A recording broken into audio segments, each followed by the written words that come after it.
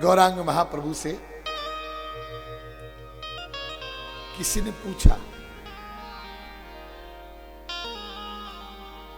कि महाप्रभु जी,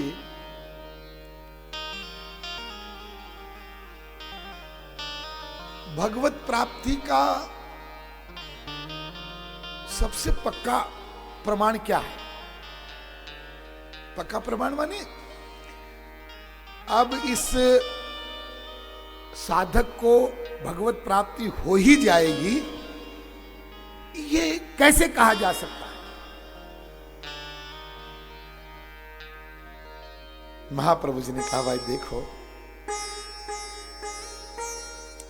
भगवान तो जब जीवात्मा को मानव शरीर देते हैं तभी ये पक्की आशा कर लेते हैं कि ये मेरी ही प्राप्ति करेगा। यानी मानव देह का मिलना यही भगवत प्राप्ति का पक्का प्रमाण है। कल मैंने आपको बताया ही था, मानव देह भगवत प्राप्ति के लिए ही मिलता है। हाँ, लेकिन फिर भी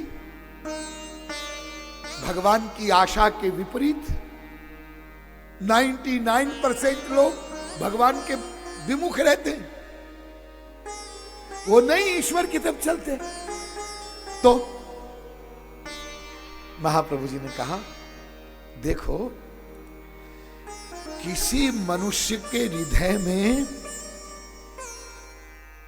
भगवान को जानने की जिज्ञासा उत्पन्न हो जाए। अरे भाई, ये संत महात्मा लोग इतना चिल्ला चिल्ला कर बोल रहे हैं भगवान के बारे में, चलो जरा पता करें, जरा समझें तो सही, ये भगवान कौन है, क्या है, उनसे हमारा क्या संबंध है, उनको हम क्यों प्राप्त करें, उनकी प्राप्ति कैसे होती है। इस प्रकार की प्यास जिसके हृदय में उत्पन्न हो जाए। अब इस व्यक्ति के बारे में तो पक्का है कि इसको प्यास जग गई है, ये तो भगवत प्राप्ति कर ही लेगा। लेकिन जिनको भगवत प्राप्ति की प्यास जगी भी, लेकिन उस प्यास को बुझाने का प्रयत्न नहीं करते, वो भी अटक जाते।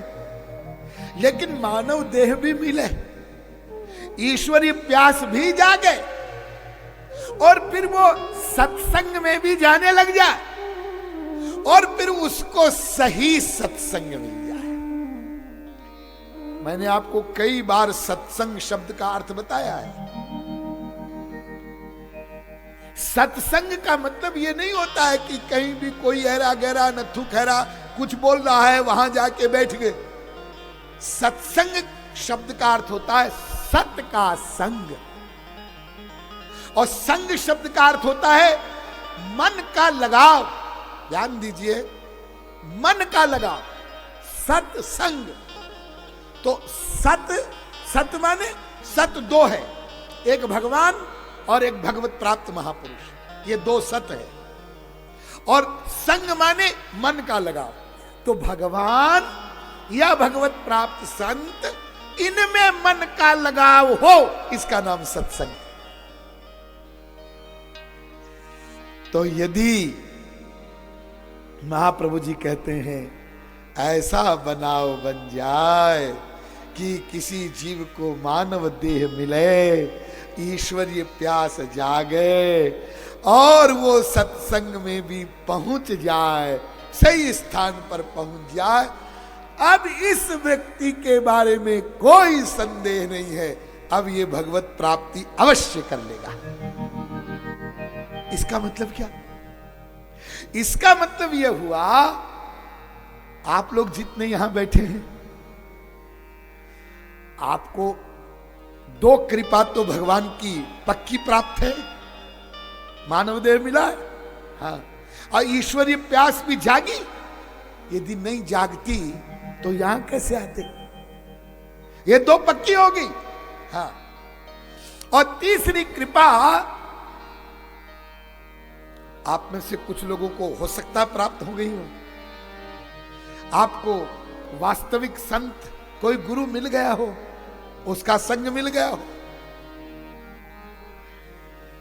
और नहीं हुआ है तो भी घबराइए मत। अभी हमने गुरु महिमा आपके सामने गाई है। और एक प्रश्न होता है, कुछ लोग पूछते हैं, स्वामी जी हमको कोई गुरु अभी मिला नहीं, हमने अभी तक गुरु नहीं बनाया, किसको गुरु बनावे?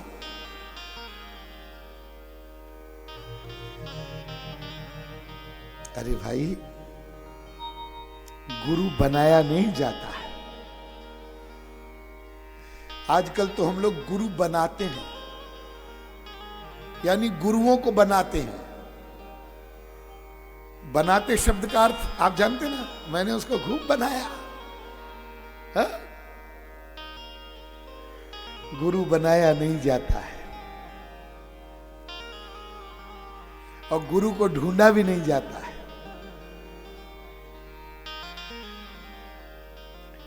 विभीषण जी हनुमान जी को ढूंढने गए थे, हा? कि बुलाने गए थे, इनविटेशन देने गए थे, लंका में पधारो ना, पहुंच गए? हाँ, बिना बुलाए? जी हाँ। कैसे पहुंच गए? राम जी ने भेजा, राम जी ने भेजा। अच्छा, भेजा राम जी ने, जी हाँ। और वहां क्या कहते हैं हनुमान जी से विभीषण जी? अब मोहि भरोस हनुमंता, अब मोहि भरोस हनुमंता, बिनु हरि कृपा मिलहि नहीं संता, बिनु हरि कृपा मिलहि नहीं संता। हनुमान जी, वैसे तो पहले भी मैं जानता था कि भगवान की कृपा से संत मिलते हैं और भगवान की कृपा मुझ पर है, ये पहले भी मैं जानता था और मानता भी था।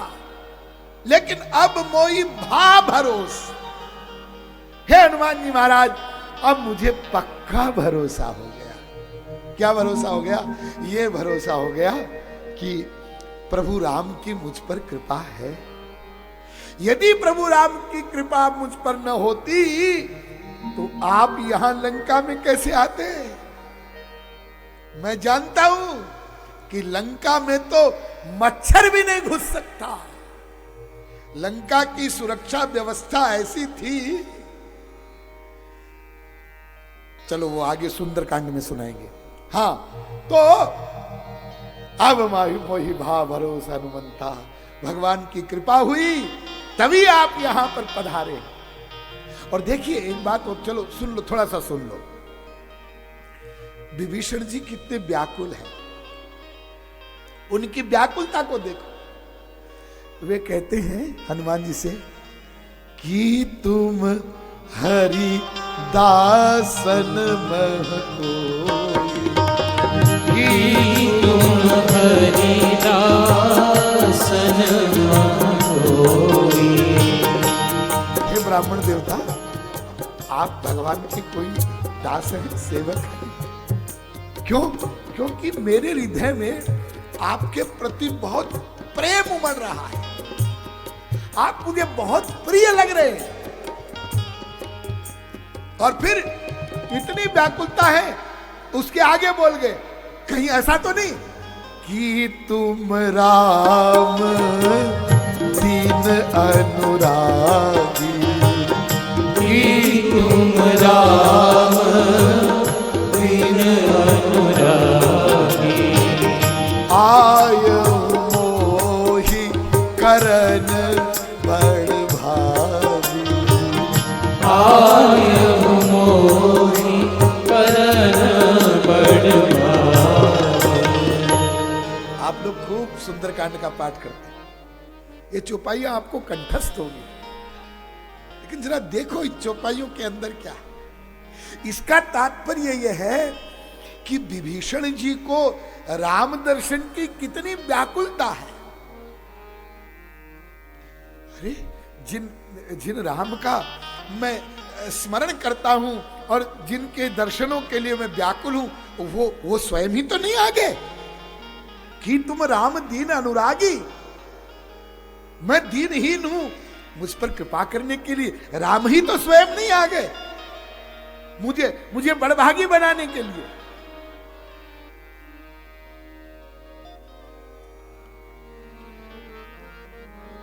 तो हम आपको ये बता रहे हैं कि आप लोगों को कम से कम ये सोचकर विभोर होना चाहिए कि हम पर भगवान की वो सब कृपाएं हैं, वो सब कृपाएं हमें प्राप्त है जो महाप्रभु जी कहते हैं कि यदि ये कृपा हो जाए तो फिर उस जीव का उद्धार होने में कोई संदेह नहीं है। बस एक गलती मत करना। ये सब कृपाएं तो प्राप्त हो गई है, एक गलती मत करना। कल मैंने आपको बताया था, बहुत जोर दे के बताया था, आज फिर उसको दोहराता हूं। उधार मत करना, पेंडिंग मत छोड़ना। ये गलती कर दोगे तो प्रियाशरण का सारा चिल्लाना व्यर्थ हो जाएगा। लोग हमसे कुछ कहा करते हैं, स्वामी जी माइक आपके सामने बहुत बढ़िया है, साउंड सिस्टम भी बहुत अच्छा है, आपका गला भी बैठ रहा है, थोड़ा धीरे धीरे बोला करो, सबको सुन रहा है। हम कोशिश भी बहुत करते हैं, आज बिल्कुल धीरे बोलेंगे, लेकिन जब ये सब प्रसंग आता है तो अपने आप आवाज ऐसी हो जाती है। तो ये जो हमारा चिल्लाना है, इसको चिल्लाना ही बोलते हैं लोग।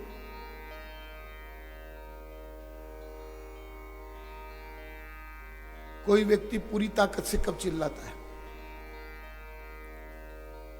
जानते हैं आप कब चिल्लाता है? जब बहुत बड़ा खतरा कोई सामने दिखता होता है ना। ऐसे तो आप लोग भी नॉर्मल बोलते हैं, और जो बहुत धीरे धीरे बोलने वाले भी लोग हैं ना, कई लोग बहुत धीरे भी बोलते हैं। और वो आया, अभी तक धीरे धीरे बात कर रहा था, हाँ देखा, क्या देखा?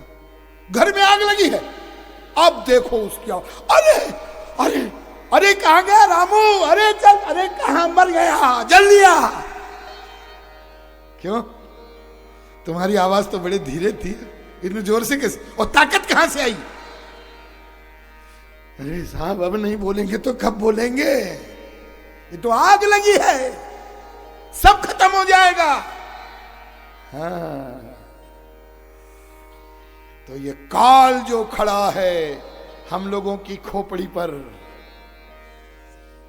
और जो गलती हम अनंत जन्मों से करते आए हैं, और उसका खतरा सामने दिखता है कि ये हमारे ये प्रिय श्रोता इतना ध्यान से, इतना रस लेके जो सुन रहे हैं, एक खतरा है। ये सुन तो रहे हैं बहुत ध्यान से, लेकिन एक गलती ये कर सकते हैं। तो जब बहुत ममता होती है किसी के प्रति, तो बार बार कहा जाता, ये गलती मत कर देना, ये गलती मत कर देना, नहीं सारी मेहनत तुम्हारी हमारी और भगवान की सारी कृपा फिर व्यर्थ हो जाएगी। इसलिए वो आवाज इतनी जोर से हो जाती है। इसलिए उधार मत कर देना, हा? उधार मत करना। बस याद करो इसी मूल मंत्र को, इसी जन्म में मुझे अपना परम कल्याण करना है। याद करो और सदा याद रखो, ये ज्ञान बुद्धि में ऐसा बैठ जाए, और फिर यदि ये ज्ञान आपकी बुद्धि में बैठ गया तो भले ही हमारा उद्धार हो चाहे ना हो, आपका उद्धार पक्का हो जाएगा, इसमें कोई डाउट नहीं है।